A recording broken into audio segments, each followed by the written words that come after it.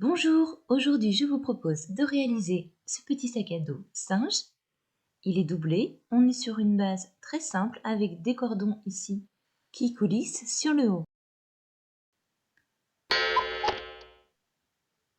Et voici pour la liste des fournitures.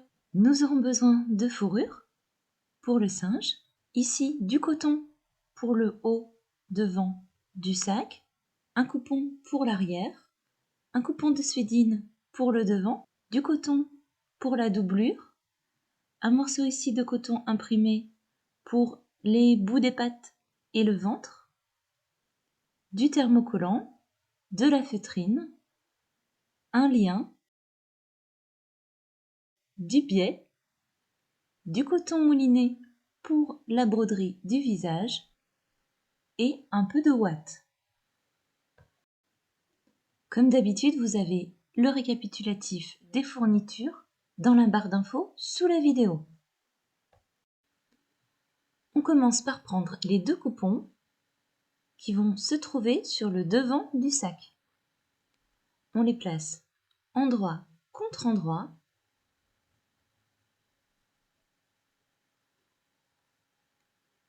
et on fait une couture au point droit à 1 cm du bord.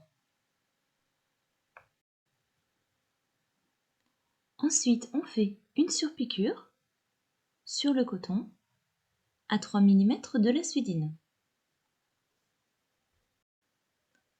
C'est bon pour la partie du sac qui va accueillir notre petit singe.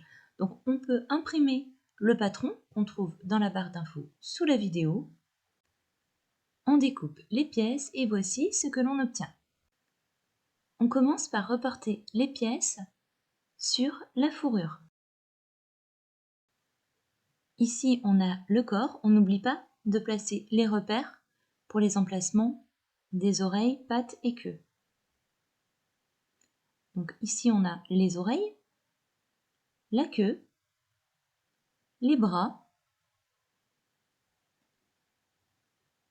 et les jambes. On découpe le corps sans marge de couture. Donc ça veut dire qu'on va couper directement sur le tracé.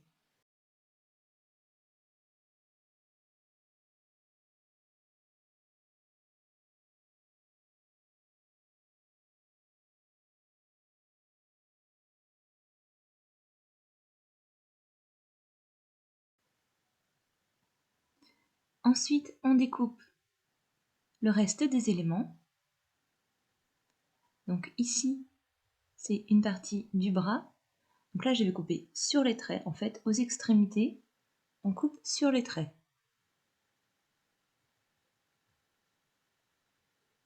Par contre, dans la longueur, on laisse à chaque fois une marge de couture.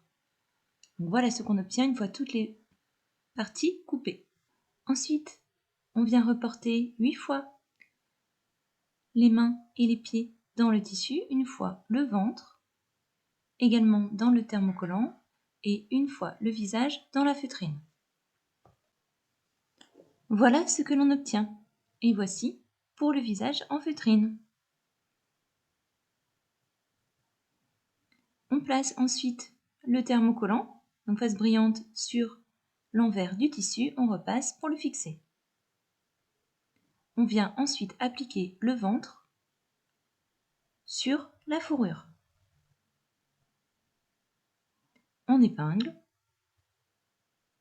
On fait la même chose avec la feutrine.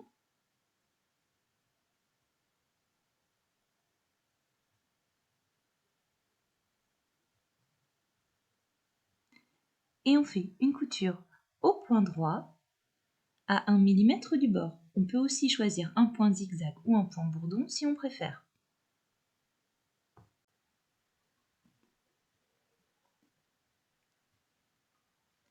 On prend le patron du visage à l'aide d'un découvite. On vient percer au niveau des yeux, du nez, des commissures de la bouche et sur le bas aussi pour nous faire des repères.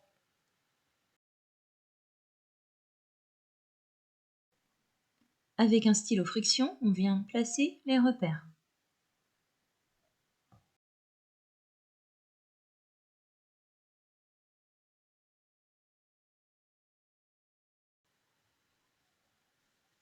Il ne nous reste plus qu'à relier les points de la bouche en faisant un joli arrondi.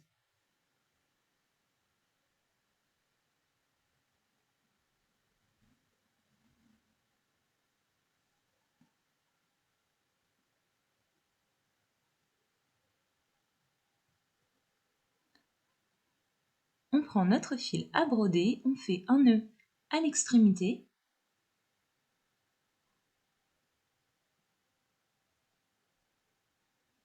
et c'est parti pour la broderie. Donc au niveau des yeux, je vais faire 2 points l'un sur l'autre pour donner un petit peu d'épaisseur.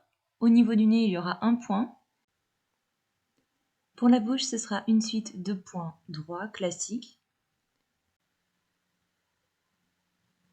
Et on fera un nœud à l'arrière pour maintenir tout ça en place.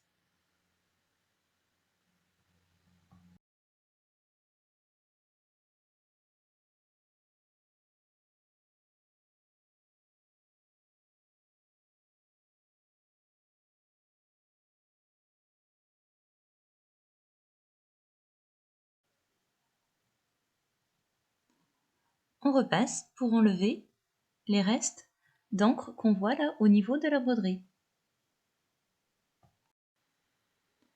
Ensuite, on va coudre l'extrémité des pattes. Donc on place le petit morceau de coton sur la fourrure, endroit contre endroit.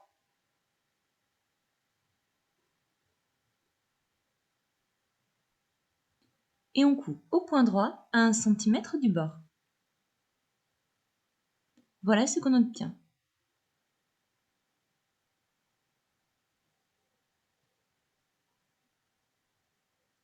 On place nos tissus endroit contre endroit. On essaie de faire correspondre les jonctions des coutures. Donc, même chose pour les bras.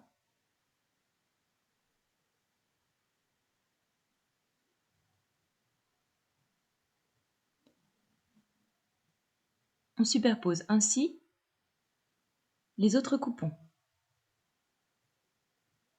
Et on coud au point droit sur le tracé.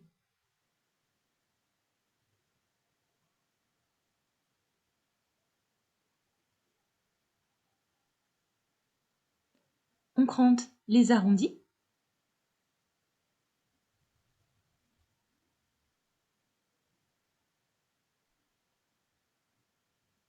Puis on retourne.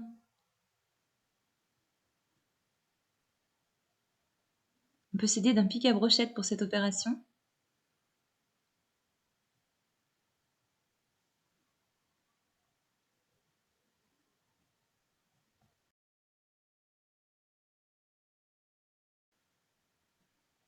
On rembourre nos pattes avec un peu de ouate.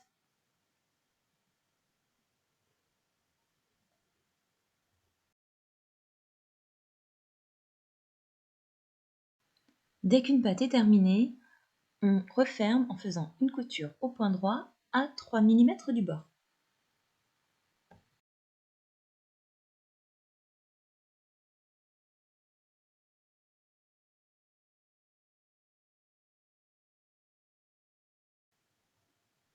Une fois que les 4 pattes sont rembourrées, on passe à la couture de la queue.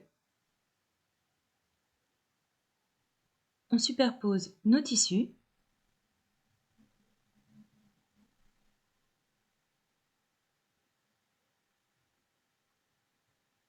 Et on coud au point droit sur le tracé.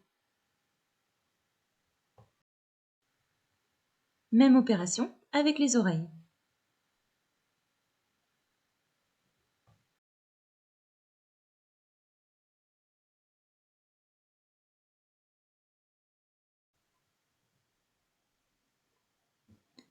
On crante les arrondis.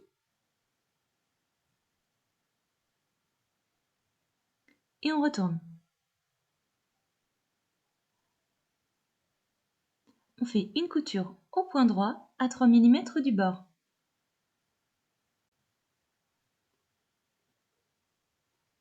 On retire le surplus de tissu. On crante les arrondis.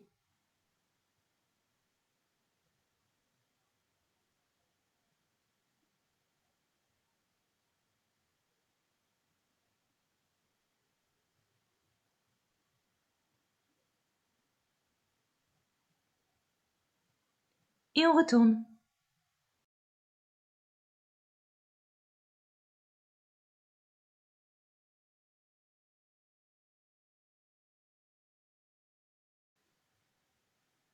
Puis on place un peu de ouate dans la queue.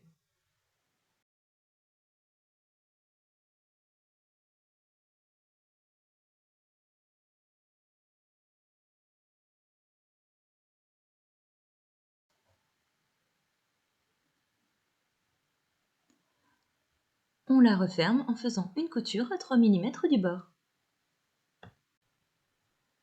Ensuite, on vient placer le corps du singe sur le tissu. On vérifie qu'on a toujours les repères, qu'on ne les a pas effacés tout à l'heure avec le fer à repasser.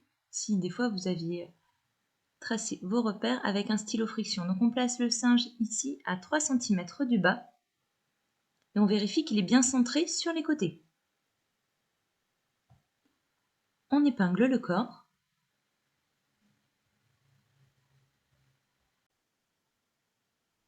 On place les pattes, la queue et les oreilles en sandwich entre la suédine et la fourrure en les faisant rentrer sur environ 1 cm. On épingle à chaque fois.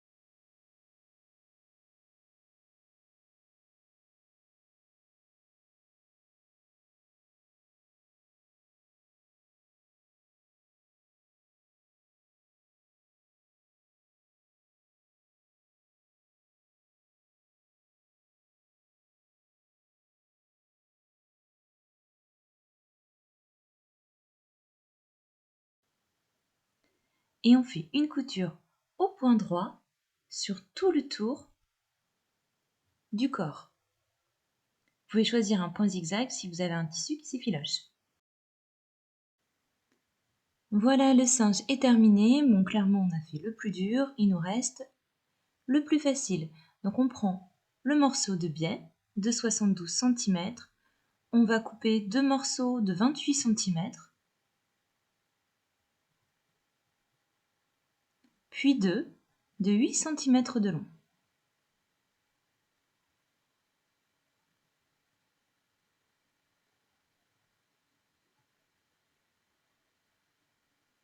Sur les grands morceaux, on vient faire un rentré d'1 cm à chaque extrémité et on coupe au point droit à 5 mm du bord.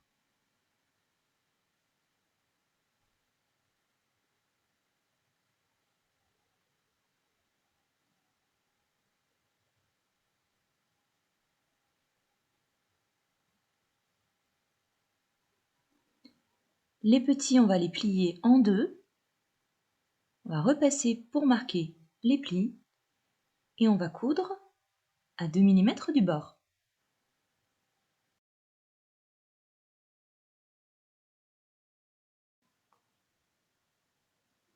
Une fois que les biais sont cousus, on va venir les disposer sur le sac à dos. Donc on prend le coupon arrière et le coupon avant avec le singe. On vient disposer les grands morceaux de biais sur l'avant du sac à 3 cm du haut. On fait attention à ce qu'il soit bien centré. On épingle. Même opération sur le dos du sac.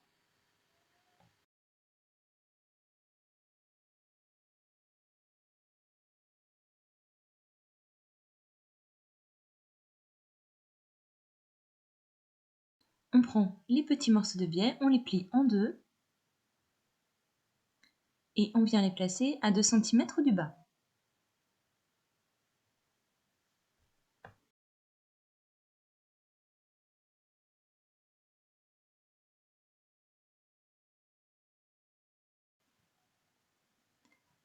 On coud à 3 mm du bord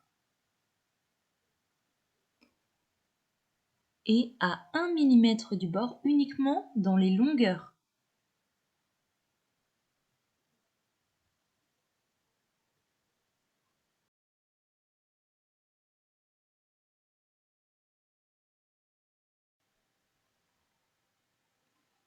Voilà ce que l'on obtient.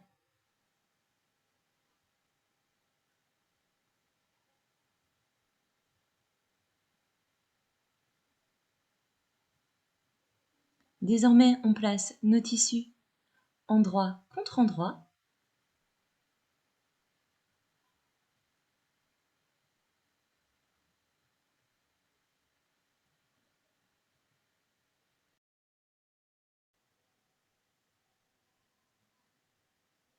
On fixe à l'aide de pinces.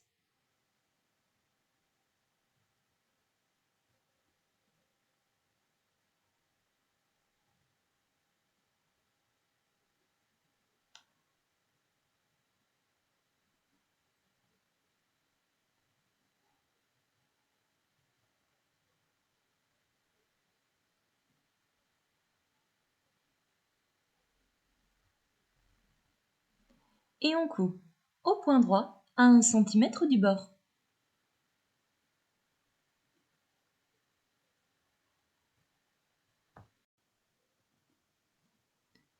On coupe les angles. Ensuite, on passe à la doublure. Donc on prend les coupons correspondants. On les place endroit contre endroit et sur un des côtés, dans la longueur, on vient placer 2 pinces espacées de 12 cm.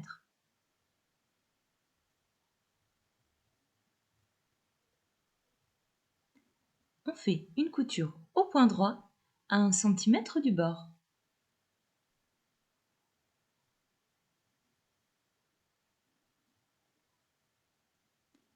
On coupe les angles et on retourne la doublure. On la place dans le sac. On fait se correspondre les coutures.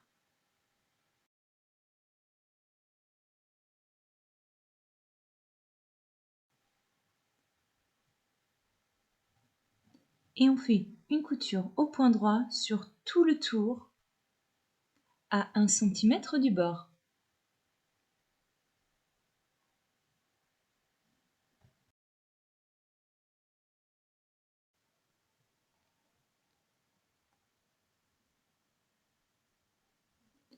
On retourne le sac en passant par l'ouverture.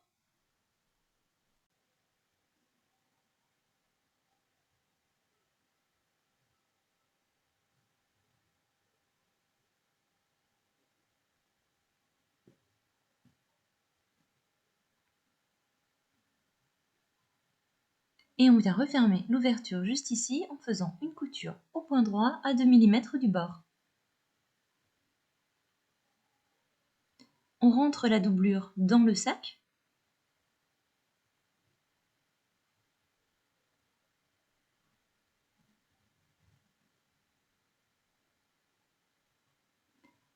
Et on fait une surpiqûre sur le haut, sur tout le tour, à 5 mm du bord.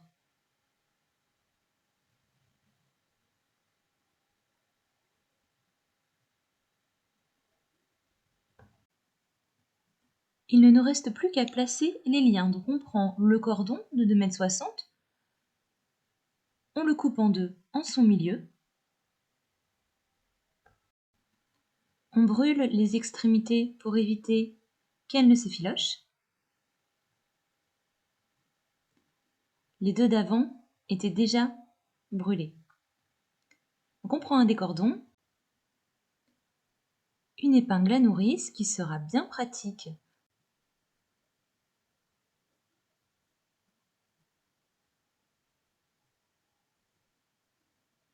On passe le cordon à l'intérieur du biais et on avance petit à petit grâce à l'épingle à nourrice.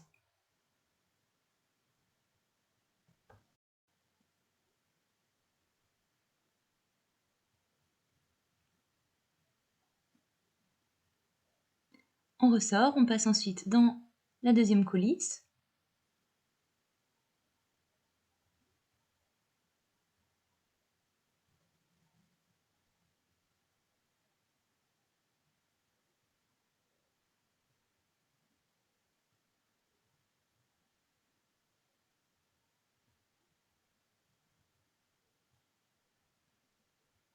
On passe une des extrémités à l'intérieur de la petite patte en bas et on noue les cordons.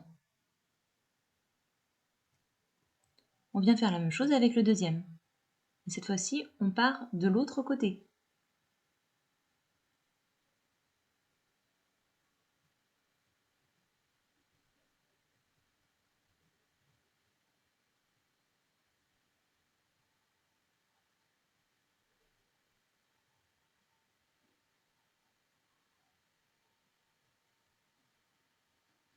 Et voilà, notre petit sac à dos singe est désormais terminé.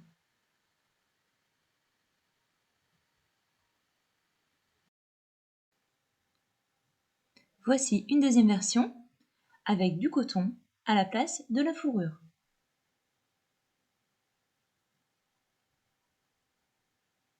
Bonne journée, à bientôt!